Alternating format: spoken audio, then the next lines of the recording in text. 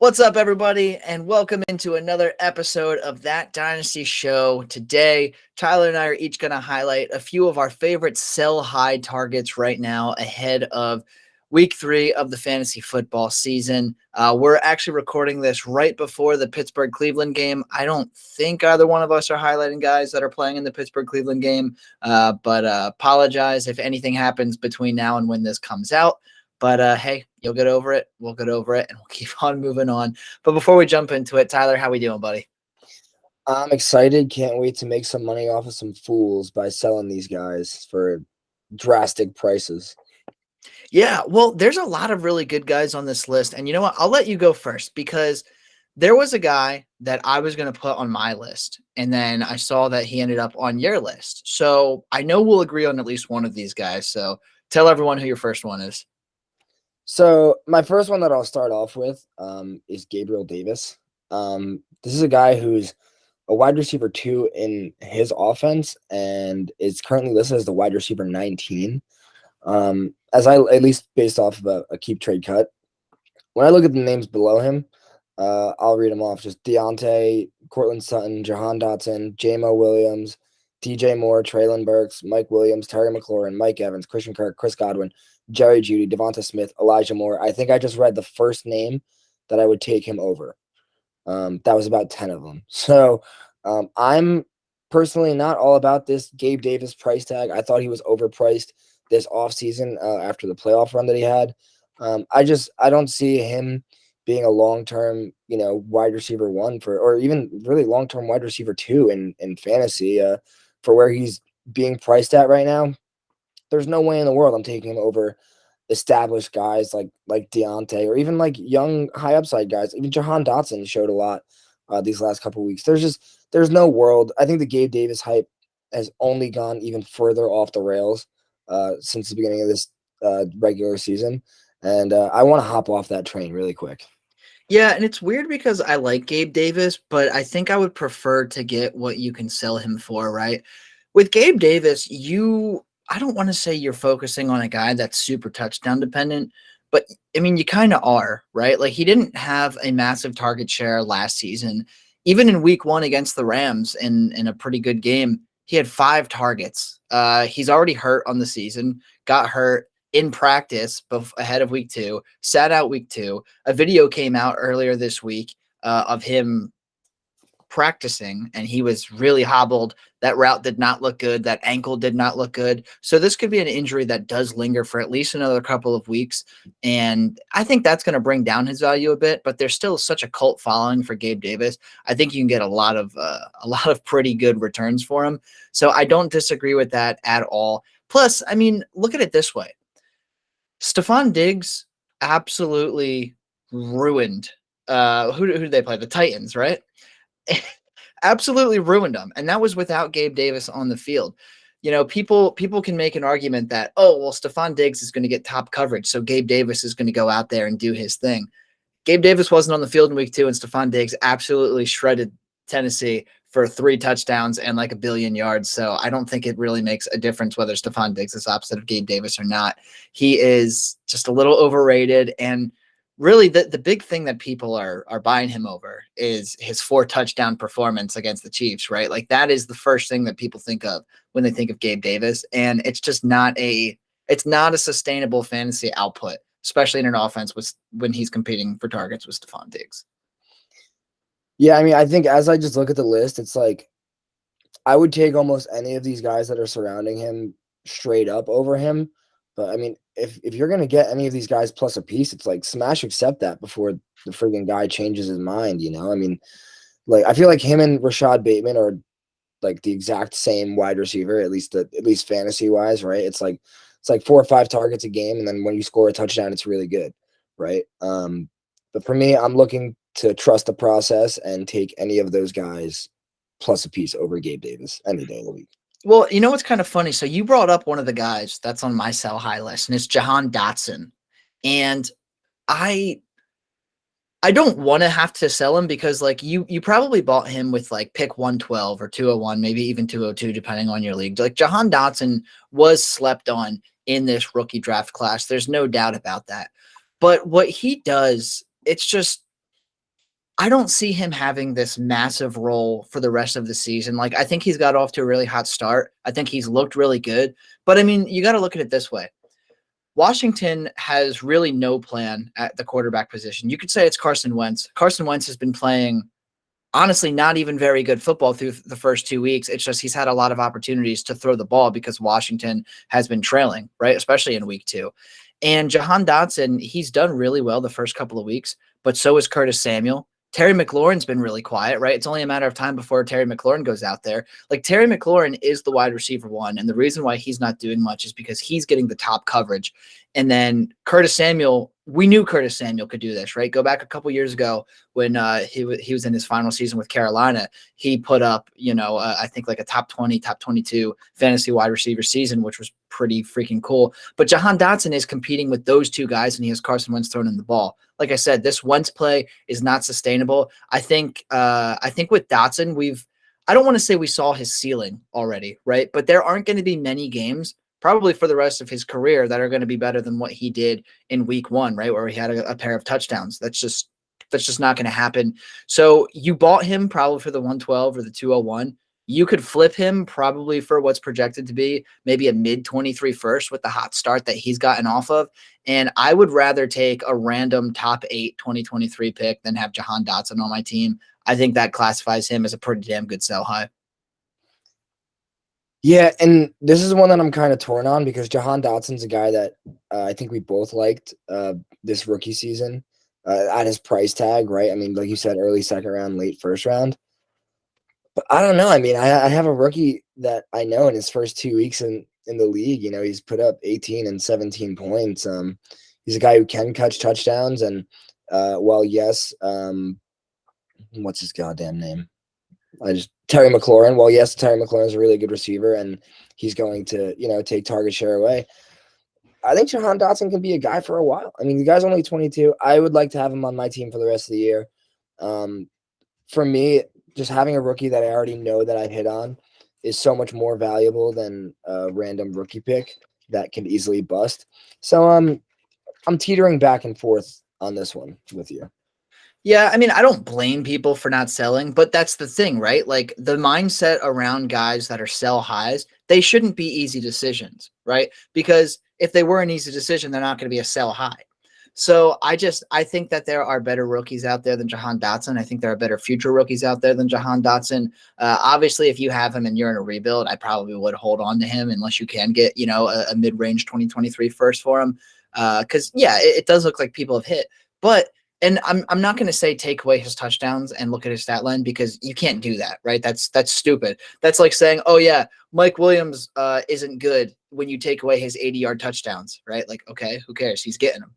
They're on the stat sheet. But with Jahan Dotson, I mean, he's only had 5 targets in week 1. He only had 5 targets in week 2. Granted, he caught 3 touchdowns for those 10 targets, which is pretty awesome.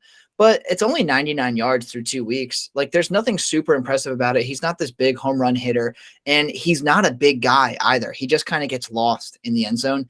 I think defenses will be able to adapt to that probably by the midway point through the season. I think it's just he wasn't really a part of the game plan for a lot of defenses coming in, but we'll see. I mean, I could be wrong, but he's one of my favorite sell highs, especially with this hot start that he has. But Ty, I'll let you get into your second guy here.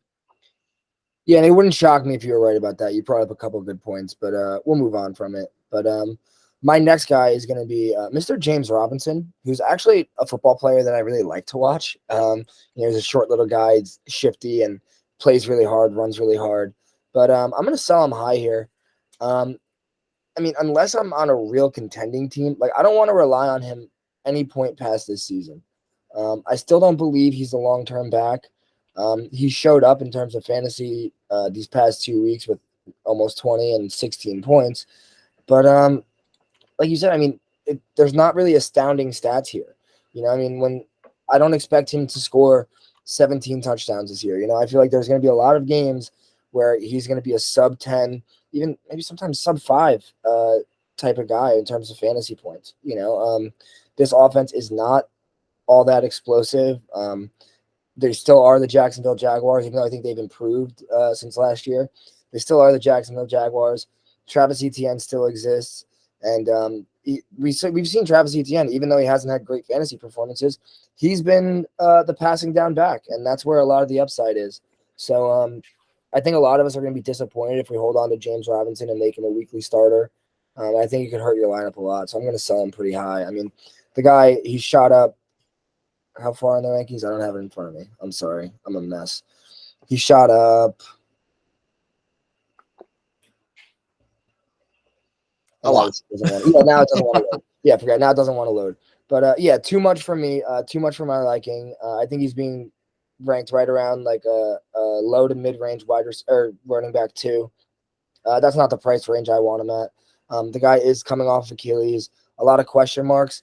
So I'll have no problem shipping him off for a fair value. You know, I won't need anybody to overpay for him.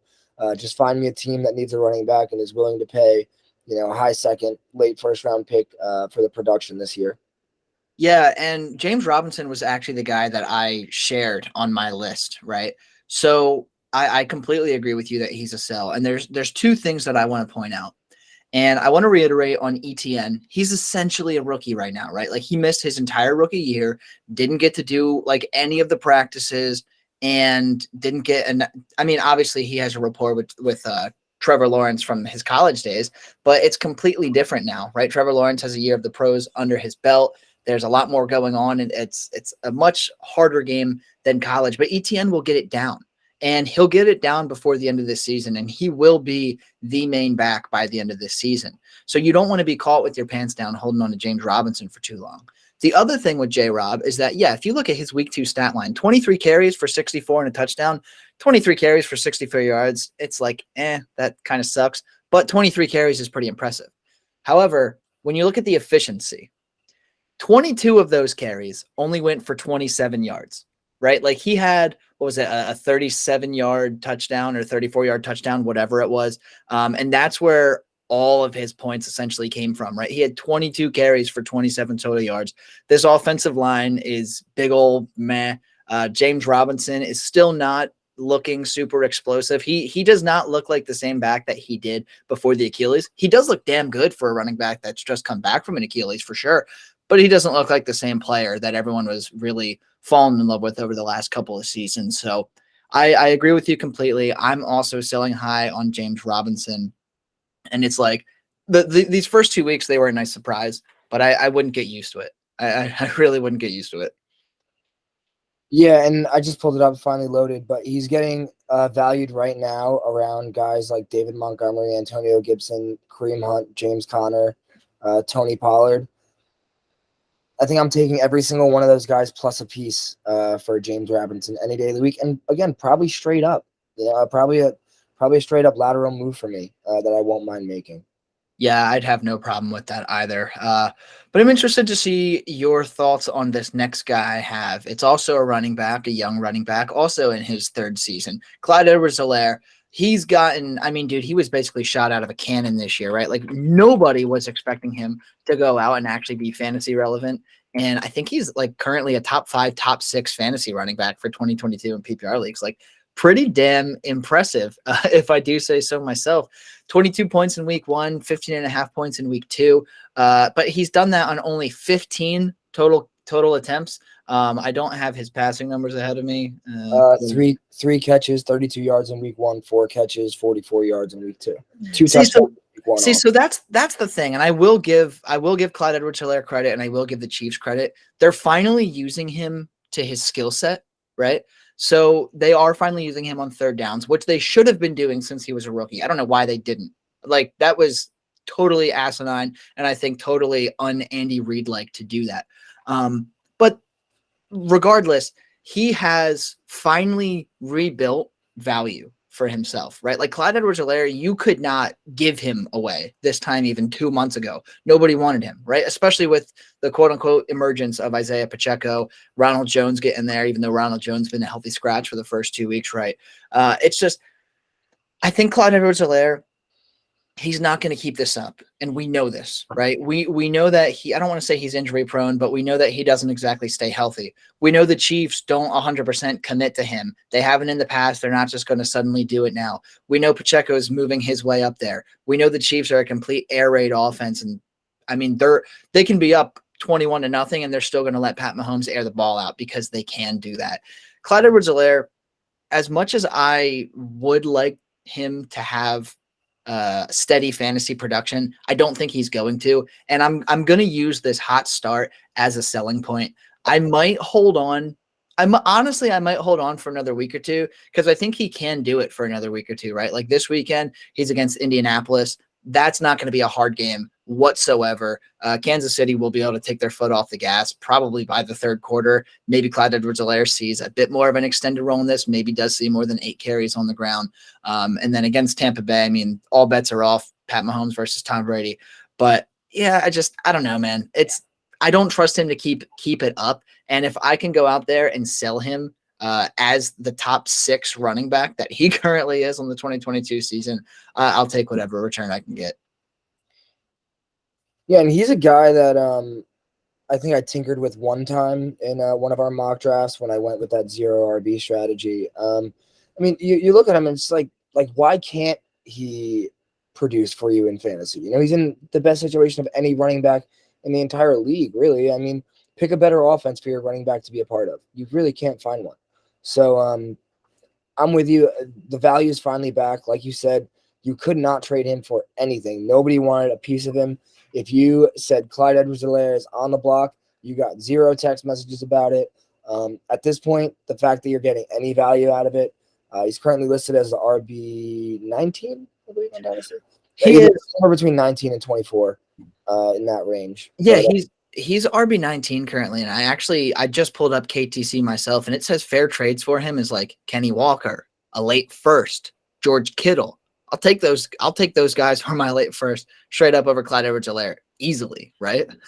Yeah, any day of the week. Like, and even on a competing roster, it's like, dude, I can't count on him to do this all year long. You know, I mean, yeah, I'm definitely moving off of him as soon as I can for any type of fair value. I mean, George Kittle is such a better addition to your lineup.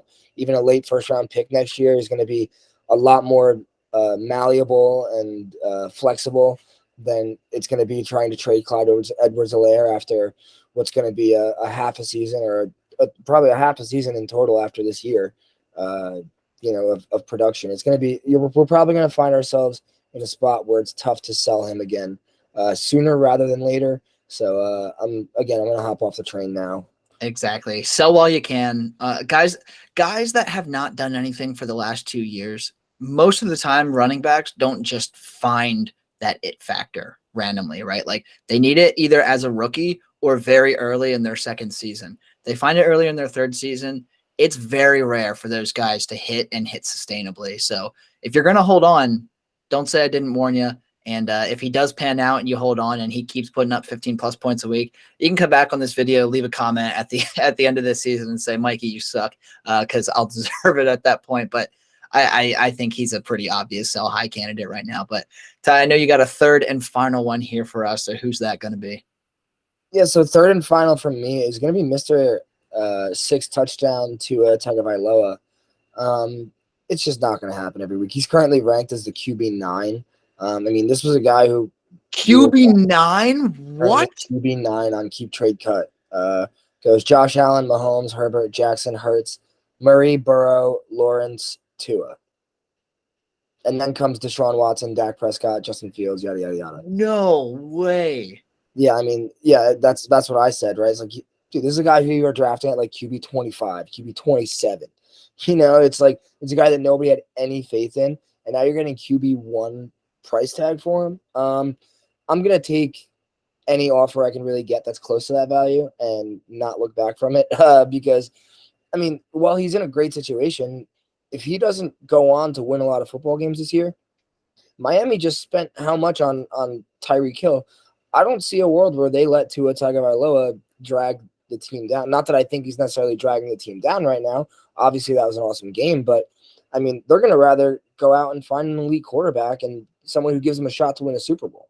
You know, so I think that there's too much of a risk with his situation and the fact that he could disappoint Miami and the fact that he could leave this absolutely loaded offense. I think it's really troublesome to think about the fact that your quarterback is made by that offense. You know, you look at these these top 10 quarterbacks, and all of them are guys that you look at them and you think they make their teams better. Tua, you can't guarantee the same thing for, so you can't guarantee he's going to be in the same spot for a long time. I would much rather have a lot more stability in my QB1. And if I'm getting a QB1 price tag for him, you can have him out of my back pocket and I won't run after you. Yeah, I would buy him for like QB 14, QB 15 cost, easy. QB 9, dude, I did not I knew his value was going to go up after that performance, right? But I did not think it would skyrocket like that. Like KTC recommends Trevor Lawrence for him, CeeDee Lamb for him, the pick 102 for him, Garrett Wilson after Garrett Wilson's, big good start here. Like, what are we doing? I can't add anything that you didn't say aside from the fact that I'm just astounded. I'm like shocked that he has moved up that much. Like I knew he was going to go up, but QB9 after arguably his first successful week as a professional football player. That's insane. The way you put that was a little bit of a big dig. That wasn't a little bit of a dig. That was a big dig. His first ever productive week as an NFL player. But I mean, he's a guy who, when we were talking about during rookie drafts, it's like, yes, he's in a great spot, but we don't know that he's a great quarterback. We still don't know that he's a great quarterback, right? I mean, he can throw the ball better than I can. I'll give him that, but that's not really saying much. So, I mean, dude, like he put up 14 points in week 1. Like what is your QB9? Your overall QB9 is going to go out there and put 14 points up, but just because he offset it with 40 points the next week, you're just going to forgive it. Like, sell him before he plays the Bills this weekend because Tua's not going to ball out against the Bills. And if he does, then okay, maybe top 10 is justified. He's not going to do it though. I say that with the utmost confidence. I cannot believe I'm mind blown right now, dude. Like I am almost speechless. I'm at a loss for words. And I'm looking and it's like, yes, you expect these things to happen, but like, I feel like anybody with a half a brain, it's like, no, I'm not going to sell you Dak Prescott for Tua Tagovailoa. I'm not going to sell you Trey Lance for Tua. I'm not going to do those. I'm not going to sell you Derek Carr for Tua. Like I'm not going to do those things when I'm confident about what the rest of these guys are going to do moving forward. When we could look back at this Tua game and it could totally be an anomaly. It could also be it's not going to be a regular thing, but it could also be a foreshadowing of what's in the future of an explosive offense. But it hasn't been proven to me yet. So I'm gonna trust the years of data that I have on these other quarterbacks and go another way with this one. Yeah, and I'm gonna move on to my third guy in a second because I just need to point one more thing out about Tua because you've opened up a can of worms, dude. Yes, week 2 was impressive, 40 points. Week 1, he had 14. Last year in 2021, between weeks 1 and 17, for some reason week 18 is not showing up on my thing right here. Whatever. He played in 12 games between weeks 1 and 17. He had 28 points in one. He had 22 points in one. All 10 of the other ones, 18 or less. 18 or less, which includes 12, 13, 15, 11, 7. That's your QB9. Get the hell out of here. Sell Tua immediately. Like, stop watching our video right now. Close it down. Put us in the back. I don't care. Stop what you're doing and sell Tua. I'm going to move on now because I'll talk about this forever. But that was the most passionate I've ever seen you agree with me before. The most passionately ever. And it honestly will probably the most passionately I ever agree with you ever again because you hit the nail on the head. I clearly, yeah. I'm just going to move on. I'm just going to move on. So the final guy in this video is going to be Michael Thomas, right? Michael Thomas of the New Orleans Saints. He came, I don't want to say came out of nowhere, but he's finally back, right? So back in 2019, he was the overall wide receiver 1. And then in 2021 or in 2020 and 2021, he like basically didn't play, right? And that was disappointing, but now he's back. He's back, and in week 1, he had 2 touchdowns on 8 targets. Week 2, he had 1 touchdown on 9 targets, has combined for over 120 yards between these first 2 weeks. And that's with Jameis Winston playing with, I think, 4 fractured bones in his back or something ridiculous like that. So, yeah, Michael Thomas is quote-unquote back, but he's 29 already, right? He's going to be 30 in March. I could honestly foresee him keeping up with this pace of having, 16, 17 plus points a week. But how long is it going to be before he gets hurt again? How long is it going to be before he gets into a fight with Jameis Winston on the sideline or disagrees with the coaching staff or whatever? Like Michael Thomas, he has the last 2 years. It's just every time you bring him up, it's either he's complaining about something, complaining about someone, or he's injured. And I don't want to bet on this. I don't want to put my eggs into this basket and say that he's back as he was in 2019. He does not look like his 2019 self. Doesn't look bad. Looks like a really good receiver, but it doesn't look like himself. It also doesn't help that Chris Olave is like absolutely soaking up targets right now, right? Like I think in week 2, I need to look this up before I say it because I don't want to be wrong on this. No, I was right. 13 targets. 13 targets Chris Olave had in week 2. And in week 1, I think Jarvis Landry had double-digit targets as well. This is a spread offense. This is definitely a spread offense. And while Michael Thomas is a safe bet to have 6 to 8 targets a week, there's not much room for him to have more than that, which means that, yeah, he's going to be a pretty solid wide receiver 2 most weeks. Occasionally, he'll slip into that wide receiver 1 range. But that's kind of it. That's kind of all you're going to get. And now that he's built himself back up a little bit with back-to-back solid performances, you can sell him for a pretty decent penny. Like, obviously, you're not getting what you could have gotten for him a couple years ago when he finishes the number 1 overall. But you can still get quite a pretty penny for him right now. Like, let's see what KTC has in store for him. Currently the wide receiver 36, which honestly I think is kind of fair. But it says here, like, you could get a late first for him. I would take a late first over Michael Thomas. With Michael Thomas, you're getting this year of production, maybe next year of production, maybe. That's a big if. And there's just so much risk associated with him because of his track record. So yeah, if you can swing it, if you're rebuilding, if you're a middling team, I would trade him for a random future first easily, and I wouldn't really think twice about it. I think that his stock is going to continue to rise, and I think you could sell higher on him in the next few weeks than you could right now. But I also think that every week you hold on to him, you're taking more of a risk, right? So it just comes down to the high risk, high reward factor. Do you want to keep getting those points before you sell him? Do you want to sell him at all?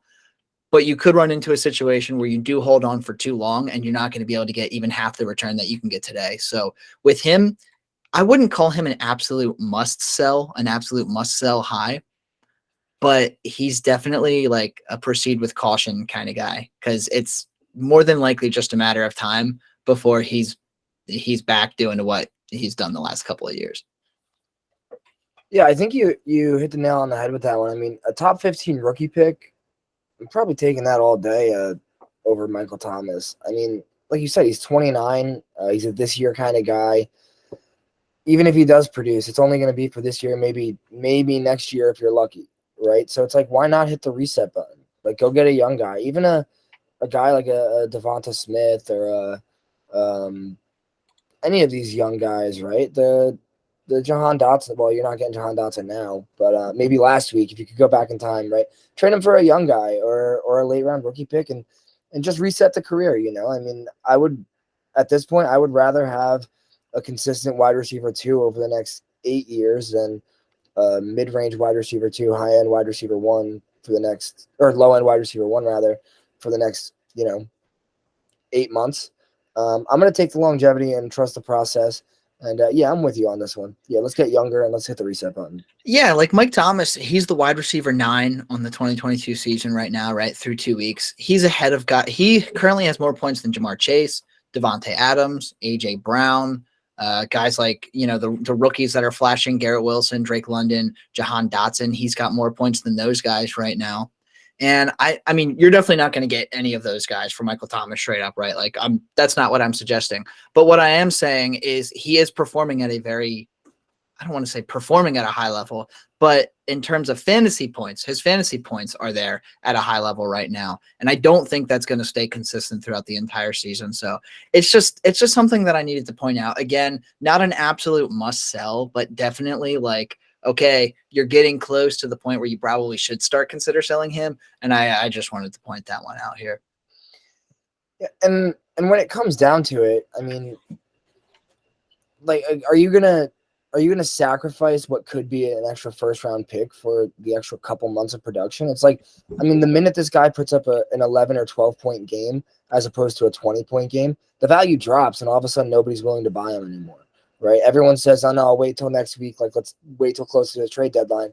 So it's like, yeah, I mean, I'm not going to try and be greedy about it and try to time when his value is going to hit the ceiling. I'm going to be happy with what I get for him and know that I'm getting a good deal and a good return on it. Exactly. But yeah, so there are 3 of my sell high guys and 3 of Tyler's sell high guys. That's going to wrap it up for us here on that Dynasty show today. If you liked this video, hit that like button. If you got something to say, you want to agree with us, you want to make a suggestion on someone that you're currently selling high, or just feel like commenting random mumbo jumbo, that's cool too. Hit that comment button.